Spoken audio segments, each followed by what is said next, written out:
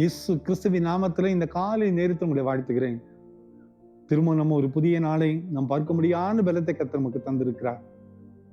பாருங்க, மல்கியா 4:2 உன்மேல் நீதியின் சூரியன் உதிக்கும் என்று வாசிக்கிறோம். நீதியின் சூரியன் உண்மையில் உதிக்கும்.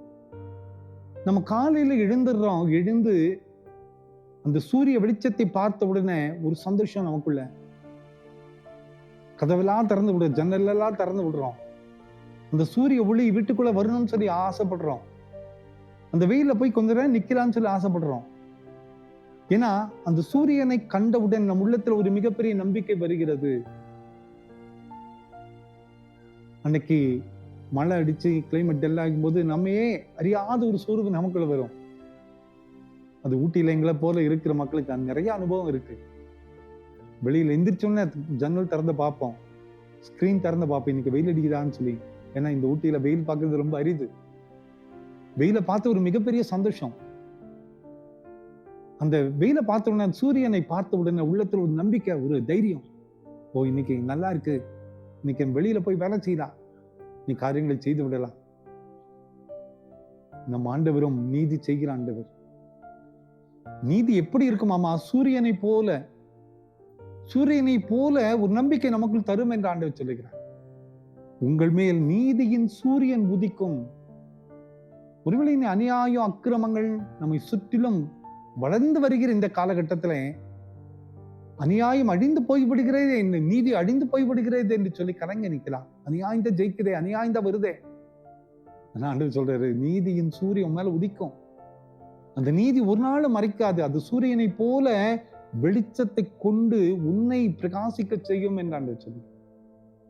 நம்ம வாழ்க்கையில நிறைய சூழ்நிலையில அநீதிகள் நம்மை இருளடைய செய்திருக்கிறதுல, நமக்கு கிடைக்காத ப்ரமோஷன், நமக்கு கிடைக்காத ஆசீர்வாதம், நமக்கு கிடைக்க வேண்டிய நியாயமாய் கிடைக்க வேண்டிய சொத்துக்கள், நமக்கு கிடைக்க வேண்டிய நியாயமாய் கிடைக்க வேண்டிய பணங்கள், நிறைய சூழ்நிலையில ஏமாந்து நிக்கிறோம்ல. ஆண்டவர் சொல்றாரு, நான் நீதி செய்வாப்பா. இழந்து போயிட்டோம் கவலைப்படாதீங்க, ஏமாந்து விட்டோம் கவலைப்படாதீங்க. நான் நீதி செய்கிற ஆண்டவர். என்னை நம்பி இருக்கிற பிள்ளைகளுடைய வாழ்க்கையில இந்த நீதியின் சூரியனை உதிக்க செய்வேன். ஒண்ணுமே நீங்க இழக்க போறதில்லை, ஒண்ணுமே இழக்க நான் விட மாட்டேன். நீதியை நிலைநாட்டி உங்க வாழ்க்கையில ஒரு மிகப்பெரிய அற்புதத்தை நான் செய்வேன் என்று ஆண்டவர் சொல்லுகிறேன். இந்த நம்பிக்கையோடு இந்த புதிய நாளை ஆரம்பிப்போம். கவலைப்படாதிருங்கள், நீதி செய்கிற ஆண்டவர் நம் வாழ்க்கையில வெளிப்படுவார். மிகப்பெரிய அற்புதத்தை நாம் பெற்றுக்கொள்வோம். ஜெபம் பண்ணலாமா?